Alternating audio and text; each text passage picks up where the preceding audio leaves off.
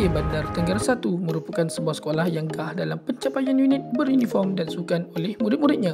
Namun begitu, dengan jumlah murid dalam lingkungan 640 orang dan kekuatan jumlah guru seramai 52 orang, ia sebenarnya boleh mencapai lebih banyak lagi, terutamanya dalam bidang kelab persatuan. Malah, ia kelihatan tidak seimbang apabila guru pula tidak mempunyai sebarang pencapaian.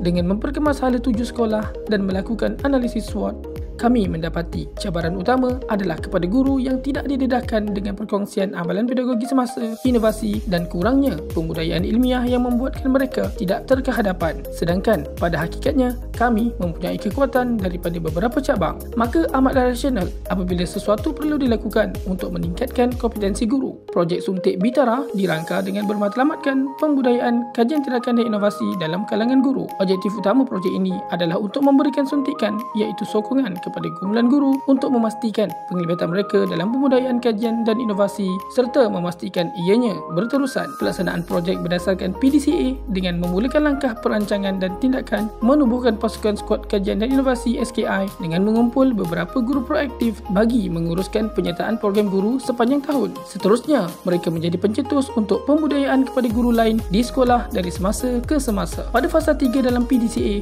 penilaian dan pemantauan projek dilakukan menggunakan instrumen PINTAS dan OPPM agar tindakan seterusnya dapat dirancangkan. Hasil penilaian kepada projek Suntik Bitara mendapati perkembangan yang cukup positif terhadap bilangan dan pencapaian guru dalam pembudayaan, kajian dan inovasi. Impak yang dihasilkan bukan sahaja kepada penyertaan di peringkat sekolah, malah ke peringkat negeri, kebangsaan dan antarabangsa. Keberkesanan Suntik Bitara dapat dilihat dari pertambahan bilangan dan penyertaan guru dalam pembudayaan, kajian dan inovasi. Malah, impaknya turut memberi kesan positif terhadap penyertaan murid dalam bidang kelab persatuan apabila mencatatkan peningkatan penyertaan dari tahun ke tahun. Hal ini menunjukkan bahawa projek Suntik Bitara berjaya memberi impak yang cukup baik terhadap sekolah, guru dan murid. Saban tahun, semakin banyak penghargaan, pembudayaan dan jaringan terbina hasil daripada sentuhan projek ini. Kesimpulannya, kepimpinan sekolah melalui projek Suntik Bitara berjaya menyuntik titik lemah dalam profesionalisme guru di SK Bandar Tenggara 1 sehingga menjadikannya kekuatan sekolah yang baru. Apa yang penting,